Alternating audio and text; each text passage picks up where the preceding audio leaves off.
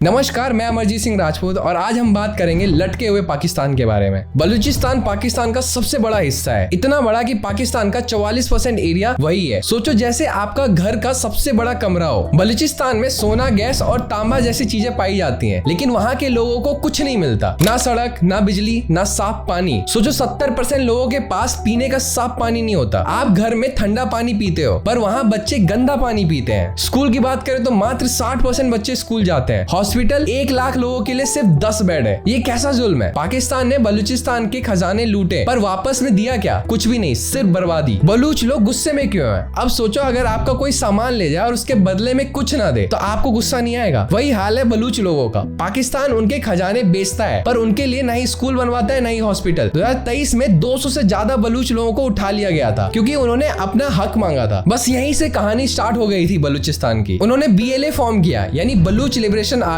और उनका एक नारा था, हम बलूच हैं, हमें आजादी चाहिए। अब एक चीज समझो, ये BLA वाले कोई मामूली इंसान नहीं है, ये है खतरनाक, जो पाकिस्तान के होश उड़ा रहे हैं। 2024 में BLA ने 15 बड़े हमले किए। एक बार तो ग्वादर बंदरगाह पे चाइनीज लोगों को मार दिया, और अगस्त 2024 में क्वेता के पास एक पूरी ट्रेन रोक दी। जैसे फिल्मों में होता है, वैसे ही पाकिस्तान की पुलिस और फौजी दोनों हाथ मलते हुए रह गए। पाकिस्तान ने सोचा था बलूचिस्तान को अपने पॉकेट में रखेंगे, पर BLA ने पॉकेट को ही फाड़ दिया है। अब बात रही चाइना की, तो चाइना ने पाकिस्तान के साथ मिलकर एक बड़ा प्लान बनाया था, China Pakistan economic corridor, CPEC कहते हैं हम इसे। ये है क्या? एक बड़ी सड़क जो बलूचिस्तान के ग्वादर से चाइना के जिंजलैंग तक जाएगी। इसमें $62 बिलियन लगाए गए, जिसमें 15 बिलियन बलूचिस्तान में है। सड़क के साथ फैक्ट्रीज, बिजली घर और बंदरगाह भी बनाए, लेकिन BLA ने ये सपना मिट्टी में मिला दिया। 2024 में 5 चाइनीज वर्कर मारे गए। चाइनीज लोग बोलते हैं हम तो छुप ही नहीं सकते। अब क्या करें, उनकी शकल ही एक जैसी लगती है। 5 इंसान खड़ा कर दो फिर भी सारे सेम लगते हैं। पाकिस्तान के PM शहबाज शरीफ चाइना के जी जिनपिंग के पास जाके रो रहे हैं, मेरी इज्जत बचा लो। पर जी बोलते हैं पहले BLA को तो रोको। पाकिस्तान और चाइना दोनों के पसीने छूट रहे हैं। वो यहाँ BLA से तो लड़ नहीं पा रहे और कहते हैं हमें कश्मीर चाहिए। अब सवाल ये है, भारत इस कहानी में आता कहां से है? 2016 में PM मोदी ने लाल किला से एक बात कही थी, बलूचिस्तान के भाई बहनों पे जुल्म हो रहा है। ये बात सुन के BLA वाले बहुत खुश हो गए थे। उन्होंने अपना ट्विटर हैंडल तक बनाया और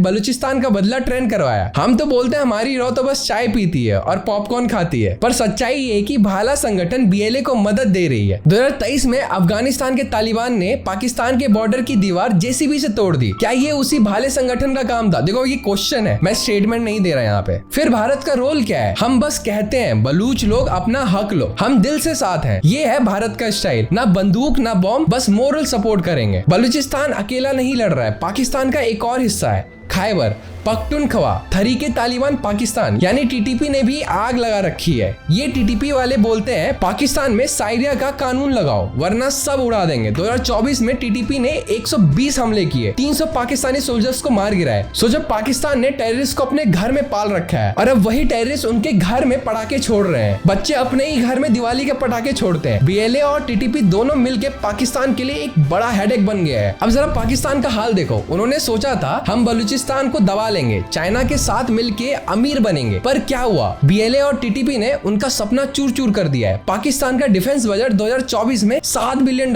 था, पर BLA के सामने वो बेबस थे। इकोनॉमिक 25% इन्फ्लेशन और IMF से $3 बिलियन का लोन लेना पड़ा। बलूचिस्तान में 80% लोग गरीबी रेखा के नीचे हैं। पाकिस्तान बोलता है हम सुपर पावर है। सोचने वाली बात है, इनके पास अपने लोगों को खाना खिलाने के लिए रोजी नहीं है। ये है पाकिस्तान का असली सुपर पावर, बाहर से भी चूहा और अंदर से भी चूहा। फिर भी खैर भारत का दिल बड़ा है। अब भारत की बात करते हैं। हमने हमेशा सीधा लड़ाई लड़ी है। 1971 में बांग्लादेश को आजादी दिलाया, क्योंकि वहां के लोग पे जुल्म हो रहा था। अफगानिस्तान में क्या किया? इंदिरा गांधी हॉस्पिटल बनाया जहां बच्चों का इलाज होता है। सहमा डैम और सहतूत डैम बनाए जिसमें पानी और बिजली मिलती है। अफगानिस्तान में जब इंडिया क्रिकेट मैच जीतता है तो वहां के लोग पटाखे छोड़ते हैं। हम वासुदेव कुटुंबकम वाले लोग हैं, किसी के धर्म जाति से लेना देना नहीं है हमारा। पर अगर कोई टोपी पहनाकर ताज होटल में बॉम्ब मारेगा तो उसकी टोपी समेत उड़ा देंगे उसको। इंडियन आर्मी का काम है टेररिस्ट को ऊपर भेजना, बाकी तो भगवान की मर्जी है। अगर वीडियो अच्छी लगी तो सब्सक्राइब करें। धन्यवाद।